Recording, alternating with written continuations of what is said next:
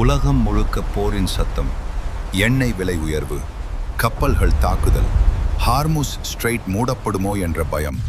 அனைத்து நாடுகளும் பதற்றத்தில் இருந்தபோது இந்தியா மட்டும் அமைதியாக இருந்தது. ஆனால் அந்த அமைதி ஒரு பலவீனம் இல்லை, அது ஒரு திட்டம்.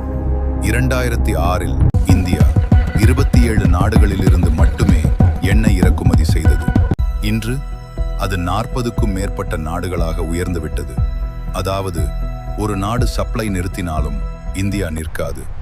அமெரிக்கா, நைஜீரியா, அங்கோலா, கனடா புதிய வாயில்கள் திறக்கப்பட்டன. இது ஒரு நாளில் நடந்தது இல்லை, இது 10 வருட திட்டமிட்ட மாற்றம். உலகம் ரஷ்யாவை தவிர்க்கும் போது இந்தியா வேறொரு முடிவு எடுத்தது.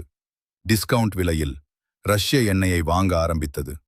1 மில்லியன் பேரல் இருந்து 2 மில்லியன் பேரல் வரை உயர்ந்தது. இன்று ரஷ்யா இந்தியாவின் மிகப்பெரிய வழங்குனர்.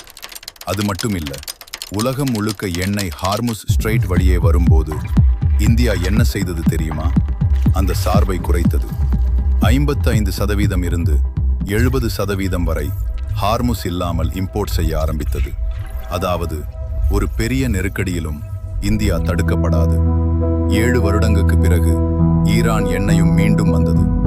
வாய்ப்பு வந்தவுடன் இந்தியா காத்திருக்கவில்லை, அது உடனே செயல்பட்டது. இது ஒரு பையரின் கதை இல்லை, இது ஒரு சக்தி வாய்ந்த எனர்ஜி பிளேயரின் கதை.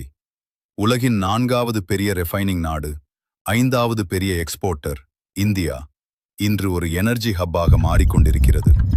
உலகம் போரை பார்த்து கொண்டிருக்கிறது, ஆனால் இந்தியா எதிர்காலத்தை கட்டிக்கொண்டிருக்கிறது.